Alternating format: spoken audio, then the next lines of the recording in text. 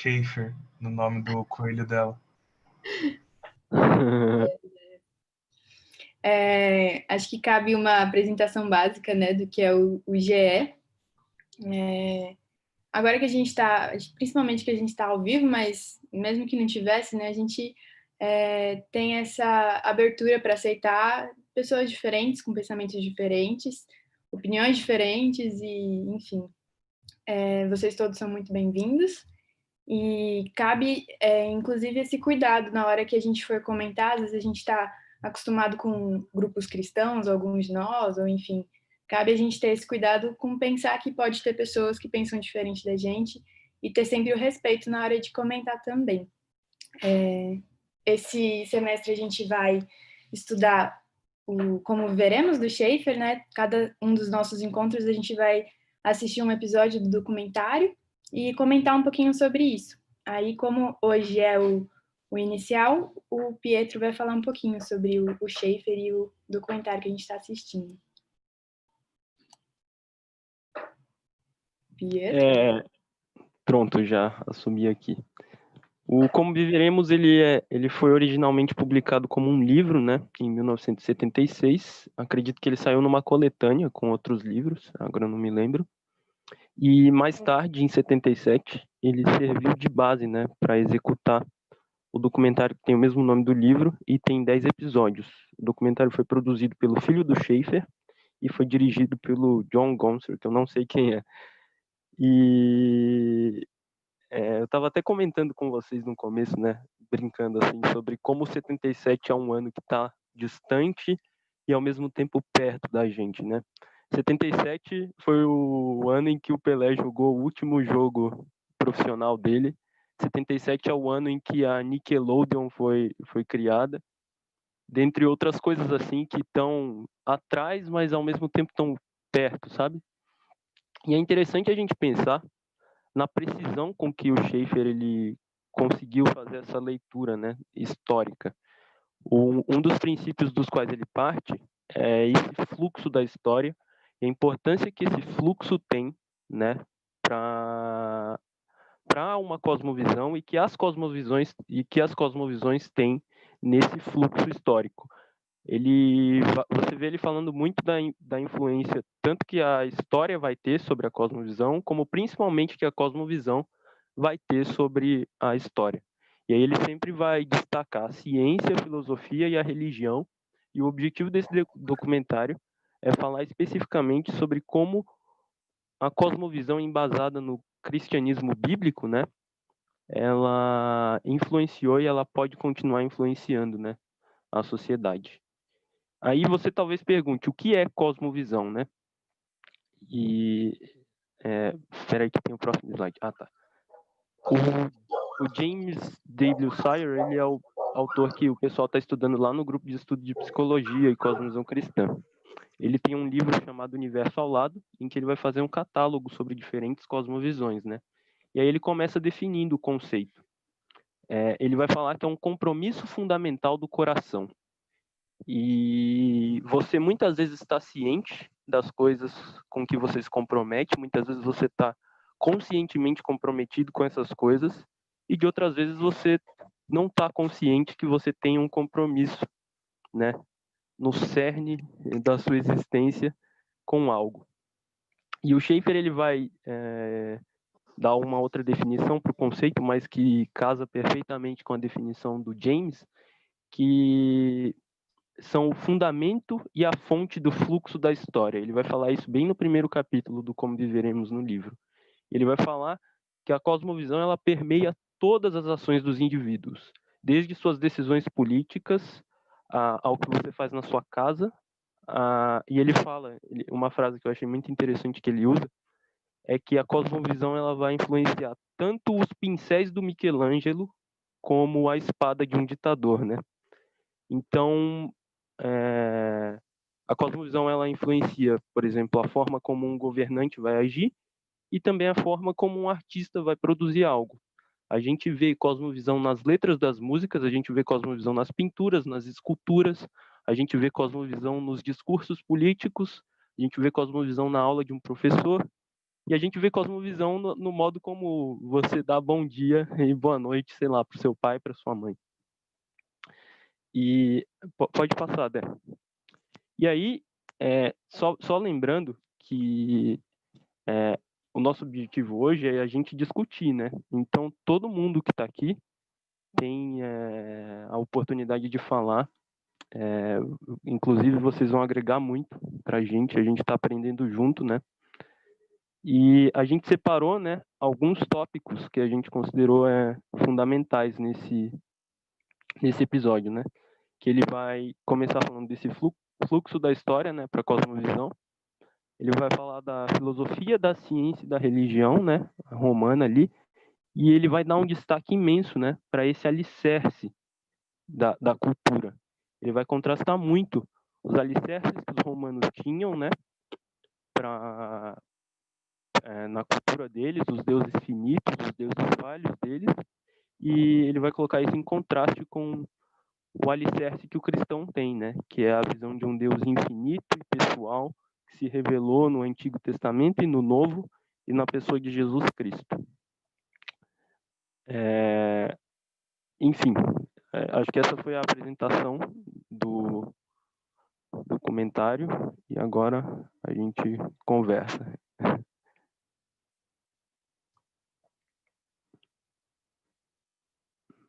Mas essa parte é sempre complicada, né? Eu sempre fico meio... Dá um start aí para começar a discussão. Beleza. Uma das coisas que a gente fez ontem no Instagram do GE foi perguntar se a sociedade romana ela se difere, né, da sociedade atual. E é claro que se a gente for pensar, sei lá, em termos de vestimenta, de filosofia, ciência e tecnologia e religião, é claro que a gente é bem diferente, né, dos romanos. Mas eu consegui ver nessa exposição que o Schaeffer faz muitas semelhanças com a nossa sociedade, sabe? E eu vejo um perigo muito grande que às vezes a gente é alertado, inclusive na nossa sociedade, que é o dos alicerces fracos, né, para uma cosmovisão. O Schaeffer ele vai falar muito da arte dos romanos, né, no final ali do Império, e como ela estava decaindo e como isso já era um sinal da podridão que o Império e a sociedade romana tinha ali dentro de si, né?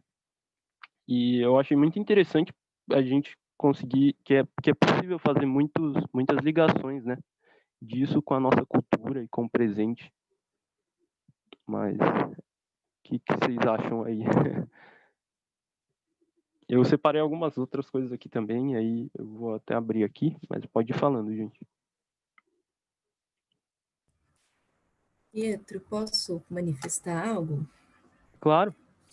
Então, eu achei muito legal essa parte que você falou, que realmente foi uma das partes que mais me chamou a atenção a esse entendimento. Porque os romanos é uma coisa assim, interessante, a gente já não vê mais esses deuses romanos, daquela criação, daquele povo romano, hoje em dia. Os deuses hoje em dia, eles são outros.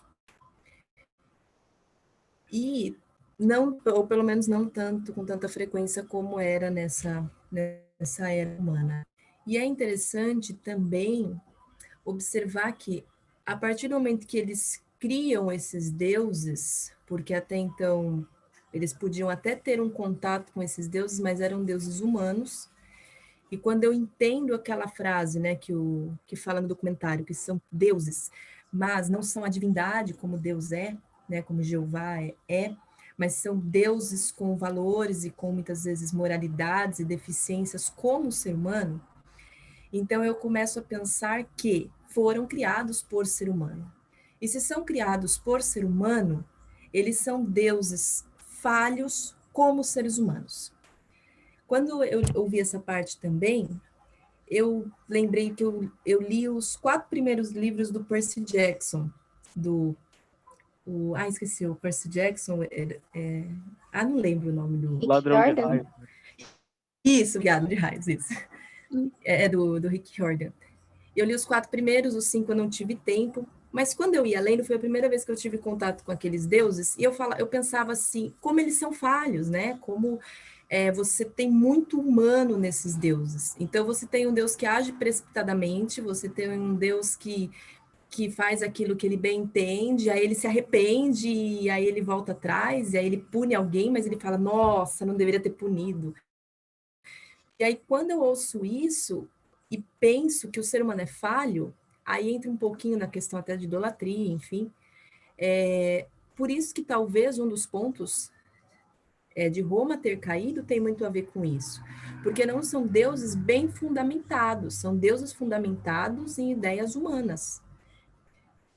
E se já é uma sociedade que já estava se encaminhando para toda uma imoralidade, uma perversão, um problema de uso até econômico, financeiro, logicamente que essa sociedade ela não vai ficar firme, ela não vai ser sólida.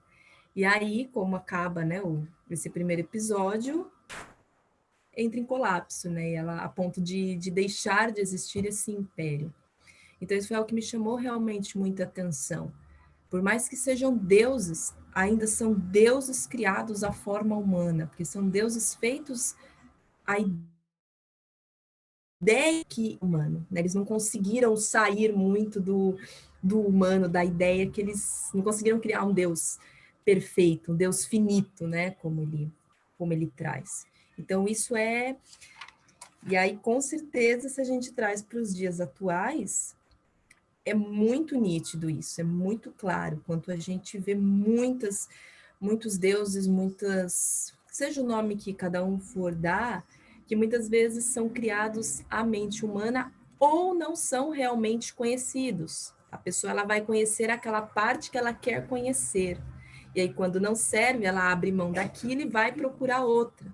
E aí fica aquela mistureba, né, de religião, de ideias, de cosmovisões, e aí a pessoa vai para onde, né? Como ela vai viver?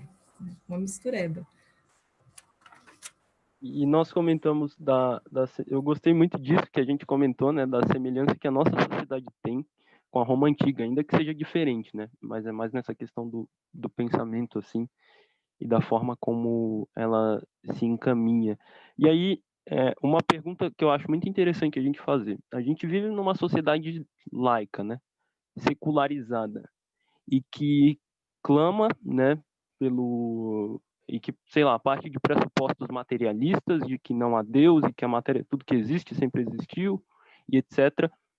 Só que é interessante que muitas vezes o discurso é muito semelhante, sabe? E a reflexão que eu quero trazer, uma pergunta, né?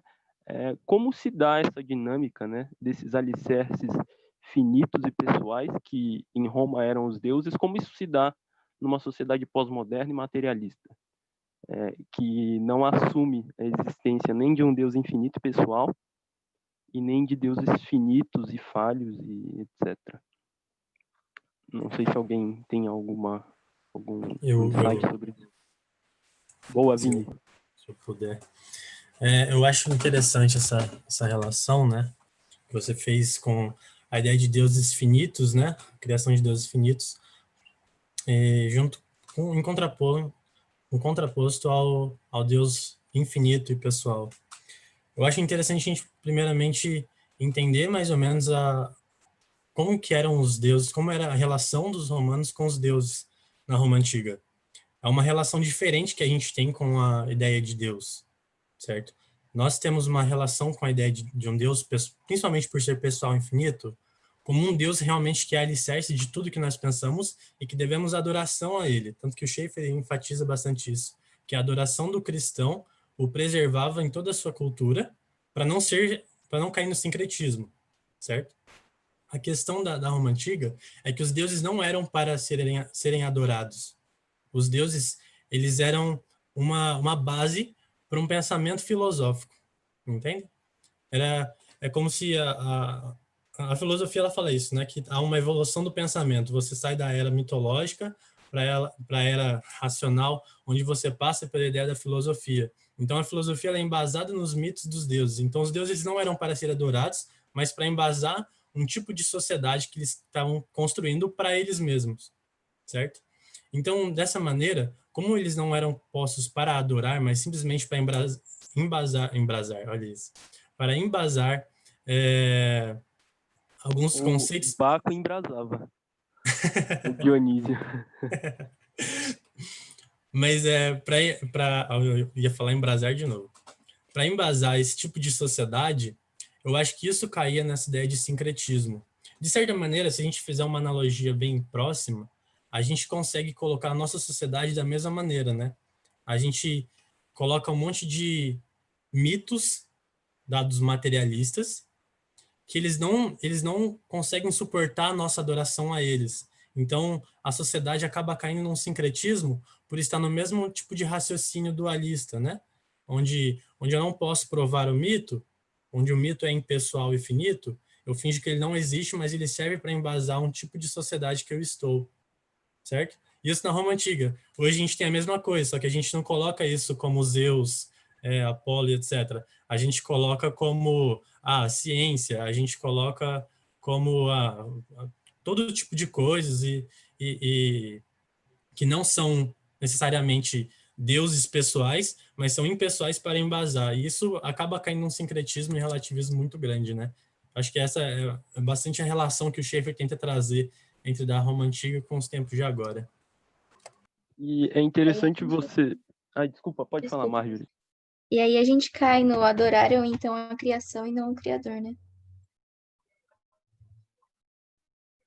Sim, e é interessante a gente pensar que todo homem ele tem fé, né? Todo homem ele, e aí eu não digo fé só religiosa, mas todo homem ele vai crer em algo que ele não pode, por exemplo, verificar, que não é palpável e que ele não pode experimentar empiricamente para saber se é verdade. O próprio pressuposto fundamental do cientificismo é inverificável pela ciência. A visão de que a ciência ela é capaz de explicar tudo, você não pode examinar esse pressuposto cientificamente para ver se ele é verdadeiro. Do mesmo jeito que você, sei lá, você examina os elementos químicos que compõem alguma substância. E isso é fé também, né? Do mesmo jeito que as pessoas naquela época tinham a fé nesses deuses que, como o Vini destacou, eram fundamentos, né, filosóficos para você constituir pensamentos e comportamentos, as pessoas têm hoje. E a gente vê isso bem semelhante, né? Eu sempre lembro de Salomão que fala que não há nada de novo debaixo do sol. Pietro, tá À ouvindo? vontade, ouvindo. O Vini colocou muito bem sobre a questão dos deuses, né? E se tem alguma coisa que eu possa acrescentar aí como monitor de história do direito agora, né? Olhar para a sociedade romana, acho que Schaeffer não escolhe à toa, assim. É claro, a relação lógica que nós temos por influência romana, mas Roma, ela não é... Não, a gente trabalha lá na história de direito que não existe um direito romano, não existe uma Roma, são várias e várias Romas. Roma passa por monarquia, passa por império, passa por república, aí passa por uma espécie de federação ali com as províncias, aí passa uma centralização total, e você vê que os princípios fundantes daquela sociedade estavam em deuses falsos e humanos. Então você vê que uma relativização total do próprio império. E uma forma de governo, uma forma de Estado baseada em coisas falhas, não vai para frente. De qualquer forma, a gente vê que Roma experimentou de tudo. O homem experimentou de tudo. E, bom, foi destruído. Qualquer chance que Roma tinha de sobreviver, o que sobrou foi só seu legado histórico e filosófico, mas não teve muita coisa, não teve muito sucesso. Apesar do período ter sido muito longo, falhou. E é interessante também colocar que tem um cara chamado Aldo Schiavone, ele é historiador do direito romano, ele tem essa ideia de que a complexidade da sociedade romana era tão alta que o próprio direito foi feito por causa da sociedade. Então, as pessoas acham que, assim, Roma tinha um império muito forte, era uma região abrangente, então foi lá e criou um direito. Na verdade, não. Tanto é que o direito romano trata de coisas muito complexas da vida cotidiana. É um direito bem cotidiano. E, de novo, mostrar a complexidade da sociedade não é um fundamento para você embasar que é o correto e que vai dar certo. Como eu falei, a sociedade romana foi uma sociedade bem complexa. É isso. E agora, vamos, tomando outros rumos, né? É interessante a gente pensar no contraste do cristianismo com isso, né? Pietro, Oi, pastor. antes de você mudar de tema, eu acho que tem mais um elemento aí da divindade romana que cai muito no colo da gente hoje, que não foi falado ainda. Que é aquela ideia, Beleza, não pastor. apenas... Oi, posso falar? Estão me ouvindo aí? Boa tarde a todos. Saudade de vocês. Que é o aspecto de que os deuses, eles eram, na verdade, seres humanos melhorados. Tanto que eles não eram só, como a Ana falou, criados por homens, mas eles eram, o Schiller coloca isso no livro, né? Seres humanos elevados em alguma característica à categoria de deuses, por causa daquela característica, né? Então, por exemplo, Hércules, a força, e aí os outros deuses, né? a Baco, enfim. E essa tradição, ela vem desde a tradição grega de divindades. Mas esse elemento de deuses que seriam humanos melhorados, eles não fogem do aspecto da limitação dos deuses, que é uma coisa que já foi falada aqui também, né? Ou seja, os deuses também eram limitados. E aí você tem duas consequências que caem muito para os dias de hoje. Uma nem tanto, né? É que por causa dessa ideia de humanos divinizados ou deuses super-humanos, é que você cai com o aspecto do culto ao espírito de Roma, ou do culto ao imperador, ou do culto ao governante, ou do messianismo político, que vai ser tudo a mesma coisa, e em Roma toma um aspecto muito forte, que é o aspecto do culto ao César, né? Então, quando você é o que ele fala aí no vídeo, inclusive, né? Que você tem os imperadores, eles passam a exigir um tipo de veneração e de obediência que beira o culto. E isso é um espaço para quê? Para os dois regimes que imperavam politicamente lá na Roma Antiga, que era o totalitarismo e o autoritarismo. Quem pode dizer a diferença de um e de outro? Só para eu falar do segundo ponto aqui. É do autoritarismo e do quê, pastor? Totalitarismo. O que é um e o que é outro? Eita, não sei. Estudantes de direito? Carlos, Marjorie? Só os monitores podem falar. Não, brincadeira. Tô brincando com o Natan. Natan também. Eu passo essa bola. Eu não sei. Autoritarismo, uma pessoa manda em tudo. Totalitarismo, quem manda em todas as áreas. Então, num regime totalitarista, não necessariamente ele precisa ser autoritário, mas ele é um regime em que o Estado é dominador de todas as áreas da vida humana. Por isso que o Estado controla a religião, por isso que o Estado controla a família, por isso que o Estado controla a educação. Ele controla tudo. Isso é um regime totalitário. Um regime autoritário, você pode ter um regime autoritário numa democracia, porque você tem a ideia de um messianismo em uma pessoa, não importa, o símbolo passa a ser maior do que a pessoa. Então, você, ao invés de ter, por exemplo, um líder político, você tem quase que um deus para você. Esse é o aspecto do autoritarismo, né? Então, quando você adora a esse espírito de um governante, você acaba endeusando ele. qualquer semelhança com a nossa realidade não é mera coincidência, tá? O segundo aspecto da divindade tem a ver com seres humanos que precisam extrair do fundo do seu ser o seu aspecto de autonomia tamanha ao ponto de se tornarem divinos, ou pelo menos para si mesmo. E eu imagino aqui, vocês podem me corrigir se eu estiver errado, mas é uma mesma ideia da filosofia dos super-heróis. Ou seja, você tem um homem de ferro, você tem um super-homem, você tem uma mulher maravilha, você tem todo um elemento do herói dos quadrinhos que resgata, no fundo, o quê? Essa ideia de seres humanos com algumas habilidades tão especiais elevadas ao patamar divino.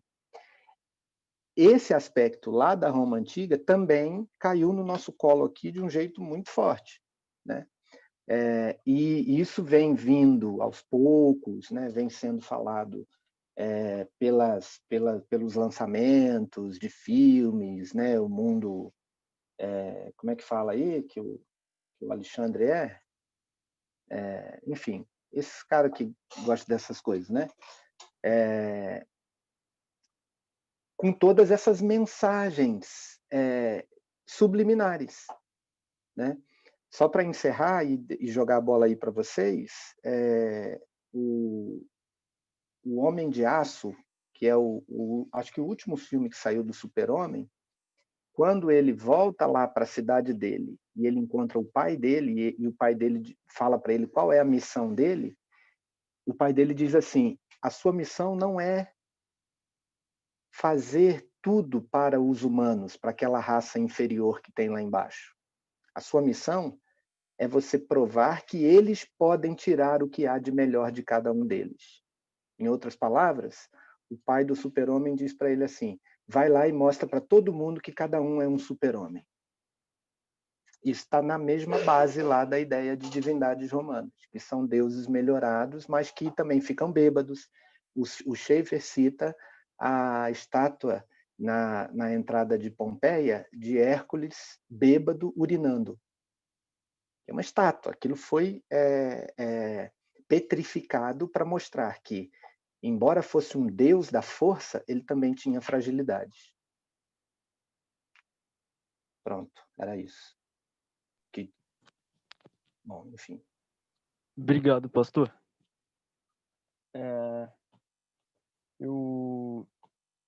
Eu gostei, é interessante, né, a gente pensar nessa questão. E lá no final, o Schaeffer ele vai falar uma coisa, no fim do livro, que eu estava até comentando com a Débora, que é sensacional, que é: Roma não caiu devido a alguma força externa, tal como a invasão dos bárbaros. Roma não tinha suficiente base interna. Os bárbaros só deram um empurrão final para o colapso, e gradualmente Roma tornou-se em ruínas. É a conclusão que o Schaeffer dá para o fato de que Roma não tinha alicerces que aguentassem, né, o tamanho da cultura que eles estavam constituindo. É como se eles estivessem, sei lá, tentando fazer um castelo de 300 andares com madeira, ou com Lego.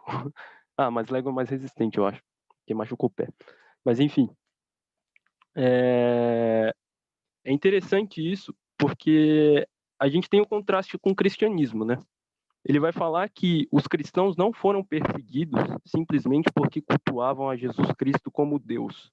Ele vai falar que os cristãos foram perseguidos porque, primeiro, eles cultuavam apenas a Jesus Cristo como Deus, eles não se deixavam levar pelo sincretismo, e, segundo, através do cristianismo, no cristianismo, eles tinham uma ferramenta para examinar o Estado que estava governando eles. Através da Bíblia, eles conseguiam identificar os erros, as falhas, e eu até pensei no Salmo 101, que, segundo a minha ara aqui, ele põe como modelo de um bom rei. E aí tem um verso que fala que O bom rei, ele não põe diante dos seus olhos coisa injusta alguma. E é interessante que é justamente o contrário do que faziam, né, os imperadores romanos, que eram tidos como deuses. E aí, o tópico que eu quero trazer para a gente encerrar, porque a ideia é que vá no máximo até 18h20, por aí, é de como, né, a Bíblia ela se apresenta como um fundamento absoluto para que a gente influencie a nossa cultura, para que a gente trate o próximo, e tudo isso à luz da nossa relação com Deus, né? E eu estava pensando até no que o Vini falou, né? Que o Schaeffer ele vai dar esse destaque à adoração, né? Que pelo fato de a adoração do cristão ser genuína, né? Aquilo que ele cria, ele não se deixava levar pelo sincretismo, e isso enfurecia, né? Os líderes ali do império. E como essa adoração ela pode influenciar a maneira que a gente age na nossa cultura, né? Como ela pode influenciar a maneira como a gente age com o próximo. O Schaeffer ele vai falar, né, da visão da dignidade humana feito à imagem de Deus, né? E por que isso é suficiente, né? Essa é a reflexão esse é o tópico que eu queria trazer agora. Oi, estão me ouvindo? Alô? Ah, tá, beleza. É bastante interessante essa questão de ter Deus como fundamento, não só assim para influenciar a cultura, às vezes parece um negócio meio genérico, né? Tipo, vamos influenciar a cultura sendo cristãos. Antes disso, só um outro comentário que eu lembrei, sobre a questão do culto ao imperador, o legal é que quando a gente vê, por exemplo, as referências a Jesus como Senhor e Salvador, né, o Kyrios e Soter, às vezes parece algo muito normal para a gente que é cristão, cresceu ouvindo isso, ou se converteu e ouviu isso desde sempre, mas a própria escolha das palavras era justamente porque quando o imperador teve aquele título de Pontifex Maximus, essa era a forma que as pessoas se referiam a ele. Então, pegaram diretamente a referência que se fazia ao imperador como Deus e falaram, não, é Jesus, tá ligado? E então foi justamente um embate direto, não era nem algo, tipo, calhou que os cristãos chamaram da mesma forma, mas foi justamente uma forma de afirmar a soberania de Cristo sobre tudo, né? O que leva a um outro ponto sobre influenciar a cultura, etc. A própria possibilidade, se a gente for olhar essa história de ter Deus como um fundamento, da ciência, por exemplo, só se deu por causa do cristianismo. Se a gente olha o começo ali da atividade científica, das primeiras descobertas, a gente percebe que foi num contexto cristão, justamente por quê?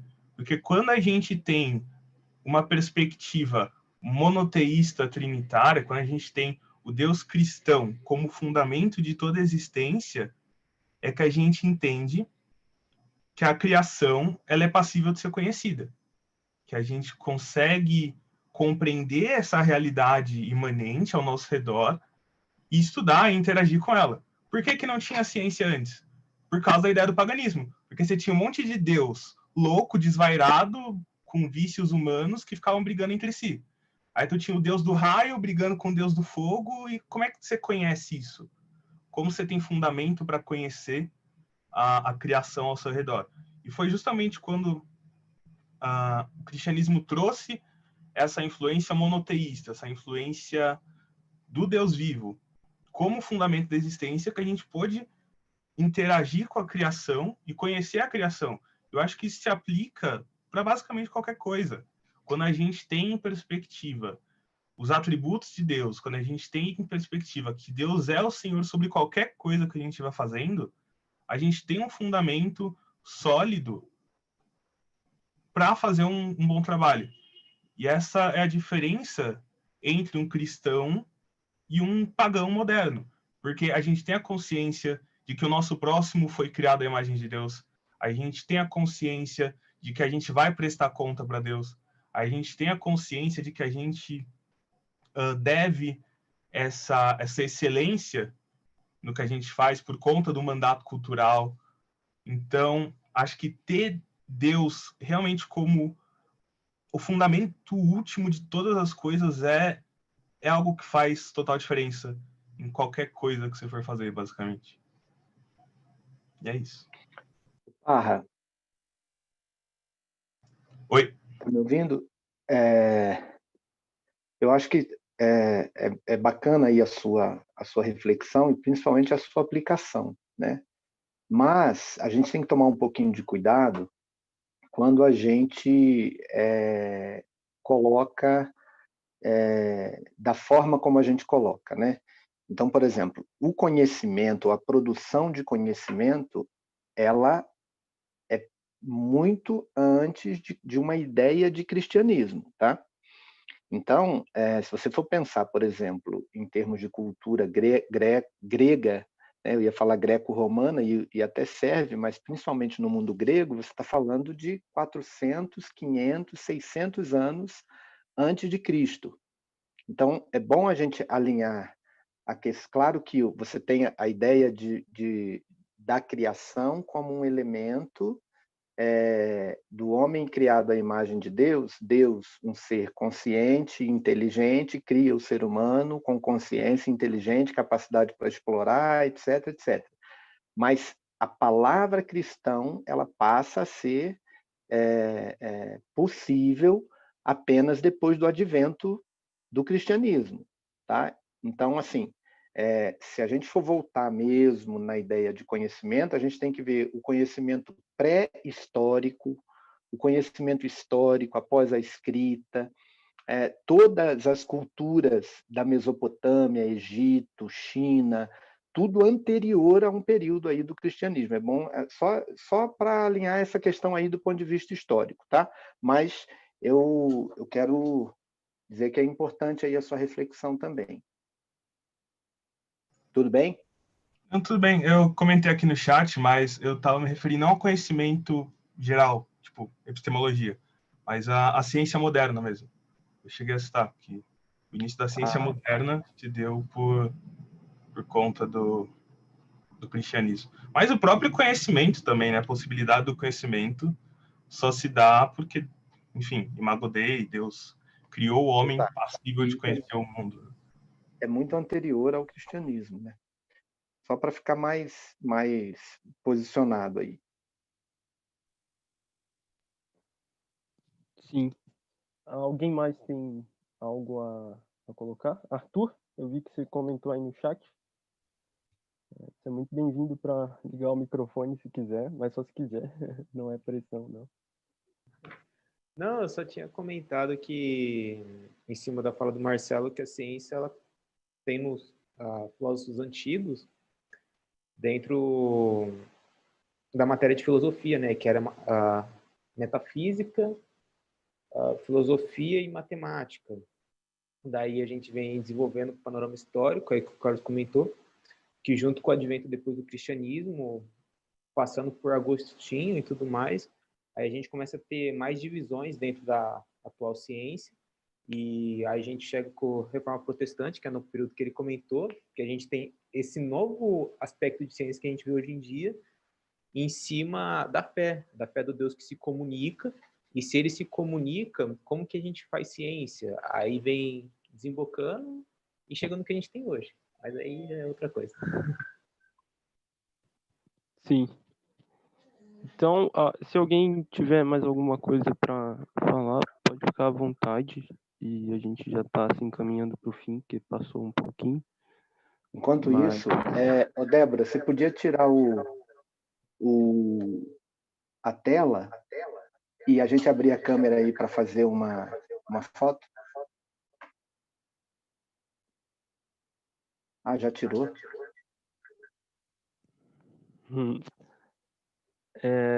Só para concluir, então, né? A gente vai continuar nas semanas seguintes, né, a assistir o documentário. Próximo episódio, se eu não me engano, é sobre a Idade Média. Se vocês quiserem o livro, eu mando o link lá no grupo. Eu não sei se está muito caro, provavelmente no Kindle tem.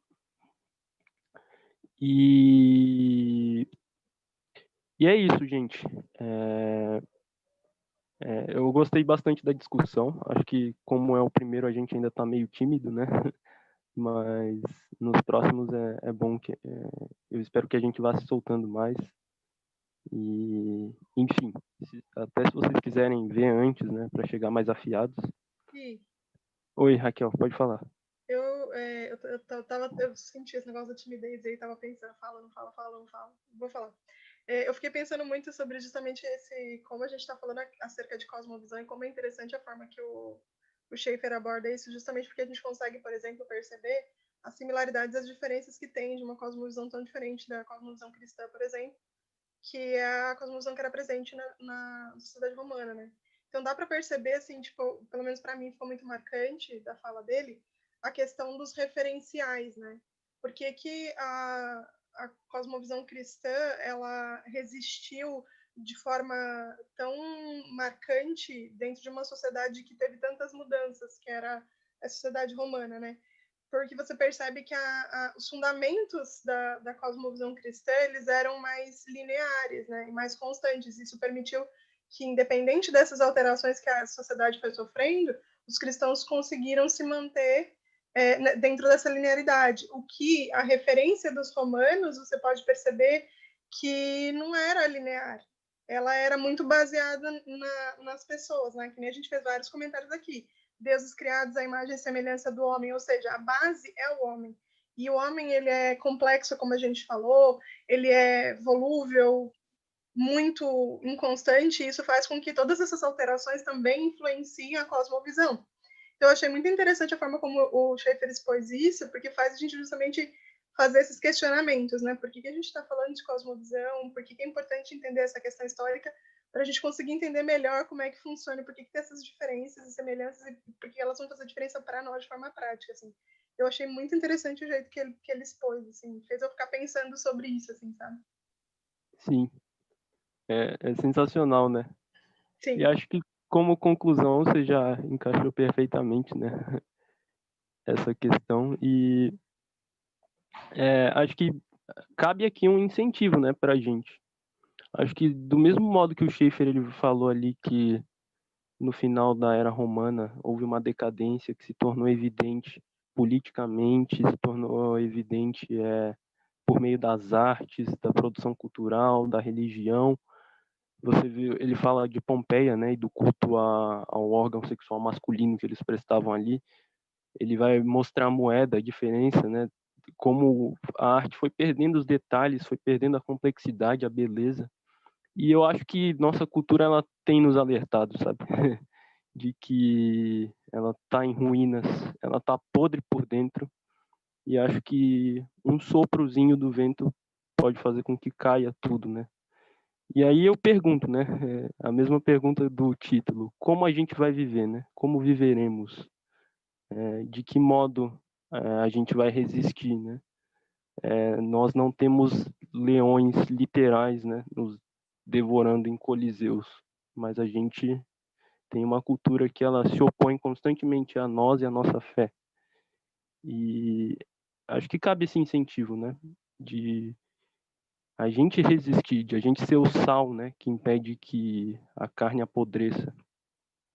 E é isso, gente. Por hoje foi isso. Se alguém quiser falar mais alguma coisa. E a gente espera vocês nos próximos. Vou passar a palavra para a Débora. E é isso. É isso aí, galera. Muito bom ter todos vocês aqui. Muito obrigada por todos os comentários. E até quinta-feira que vem, às 5 horas, a gente se encontra no mesmo bate-canal. É o mesmo link, inclusive, se vocês quiserem já deixar no esquema. Mas a gente manda de novo também, não tem problema nenhum. E é isso. Muito obrigada. Eu quero falar uma coisa para terminar. Pietro, você é lindo.